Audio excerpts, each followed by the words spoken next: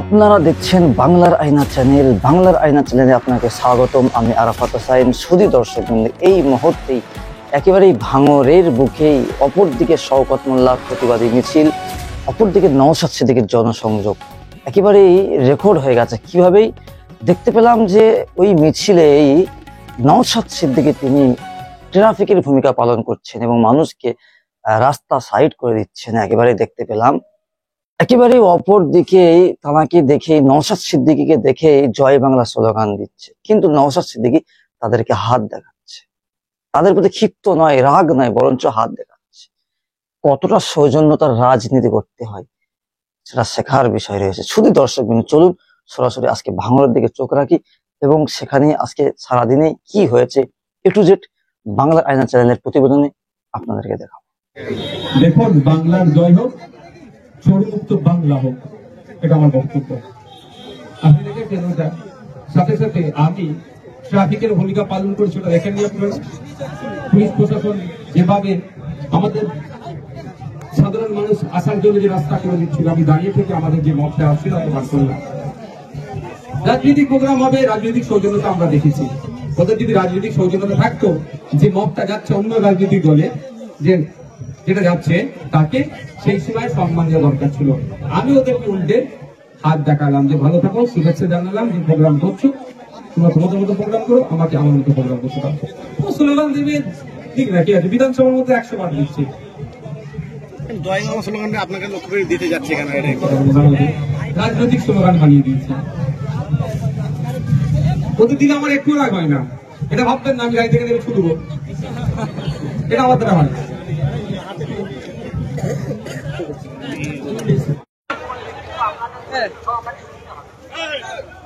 আপনারা কেউ জড়িত হওয়া হবে না, আপনারা কষ্ট করে এসেছেন, আমরাও কষ্ট করে আসছি, কিন্তু এই কষ্টের ফল 26 আমরা পাবো।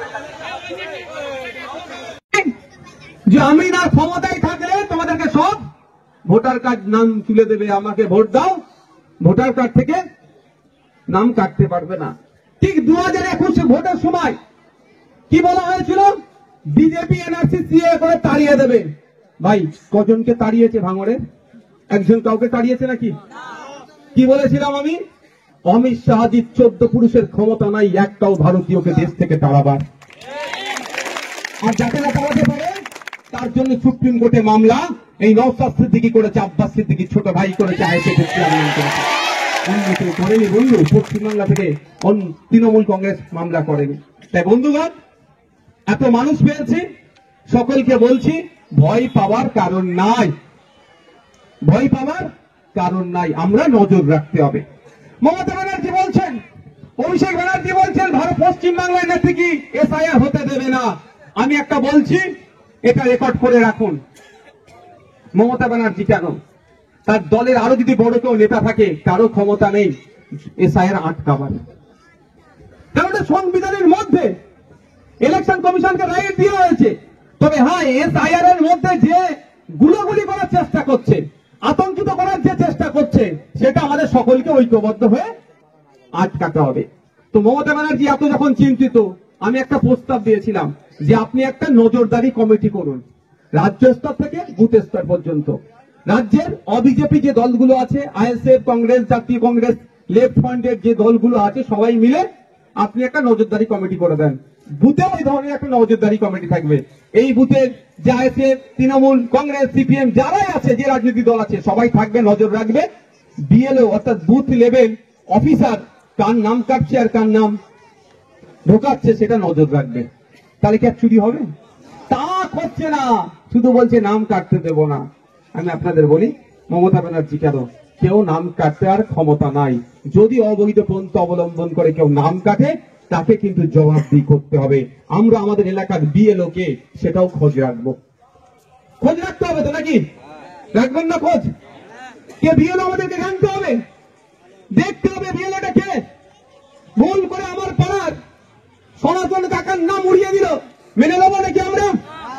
আমাদের পাড়ার আব্দুর রহিম চাচার নামকে উড়িয়ে দেবে, ডিভোটার করে দেবে, আমরা মেনে নেবো? বৈধ ভোটার কাগজপত্র একটাও কেউ অবৈধ বা ডিভোটার করা যাবে না। তাই বন্ধুগণ, আমি অন্য প্রসঙ্গে আসবো, আপনারা চিন্তিত হবেন না। আতঙ্কিত হবেন না। তৃণমূল কংগ্রেস আতঙ্কিত করার চেষ্টা করছে আর বিজেপি হয়রানি করার চেষ্টা করছে।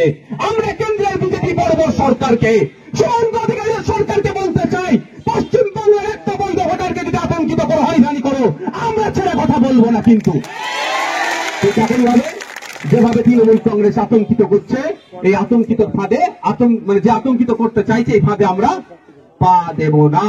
আতঙ্কিত করে 2021 সালে আপনাদের ভোটকে লুট করেছিল, আর এখন বিজেপিকে বেশি করে জায়গা দিয়ে দিচ্ছে।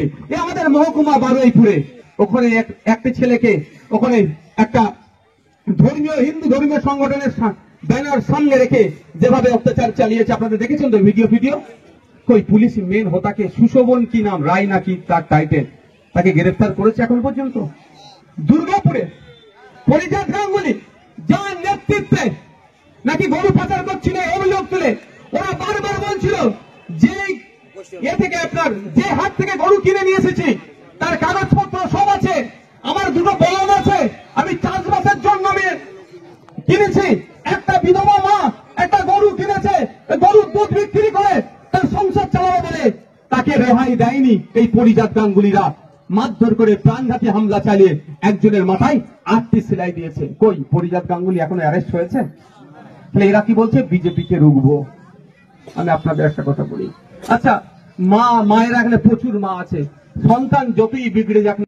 শুধু দর্শক বিন্দু দেখলেন নওশাদ সিদ্দিকী তিনি কি বার্তা দিয়েছেন। আজকে ভাঙড়ের বুক থেকেই তিনি সৌজন্যতার রাজনীতি শিখিয়েছেন এবং সাধারণ মানুষকে কিভাবে সম্মান করতে হয়, অপর অন্য দলের মানুষকে কিভাবে রেসপেক্ট করতে হয়, সেটা কিন্তু নওশাদ সিদ্দিকী আজকের তার প্রমাণ আজকে ভাঙড়ের বুক থেকে দিয়ে দিয়েছেন। কারণ আজকে অন্য পার্টির মিছিল, শাসক দলের মিছিলে শত শত মানুষ পা মিলিয়ে তারা যাচ্ছেন মিছিলে, কিন্তু তাদেরকে হাত দেখাচ্ছেন এবং তাদেরকে জানাচ্ছেন যে ওই মিছিলে যেন তারা সফল হতে পারেন। শুধু দর্শক বন্ধু, একেবারে এই মুহূর্তেই আমরা যে ভিডিওটি আপনাদেরকে দেখানোর চেষ্টা করেছি, এখান থেকেও একটা খুবই শিক্ষণীয় বিষয় রয়েছে। রাজনীতি যদি করতে হয়, নওশাদের মতো রাজনীতি করতে হবে। কারণ আজকে দেখেছি অপর দিকেই তিনি ট্রাফিকের ভূমিকা পালন করছেন এবং অন্য দলের মিছিলের মানুষ যেভাবে যাচ্ছেন তাদেরকে তারা সুস্থভাবে যেন তারা মিছিলে অংশগ্রহণ করতে পারে, তাদের রাস্তায় যেন কোনো অসুবিধা না হয়। কারণ যেহেতু নওশাদ সিদ্দিকীর পিছনেও শত শত মানুষের ভিড়, তারপরে তিনি দাঁড়িয়ে তাদেরকে ট্রাফিকের ভূমিকা পালন করেছেন। এর থেকে দেখে খুবই একটা শিক্ষণীয় বিষয় আছে বিভিন্ন রাজনীতি দলের। শুধু দর্শক বিন্দু, নওশাদ যেখানে পা রাখছেন, যেখানে যাচ্ছেন, মানুষের মন জয় করে নিচ্ছেন। কিসের জন্য মন জয় করে নিচ্ছেন?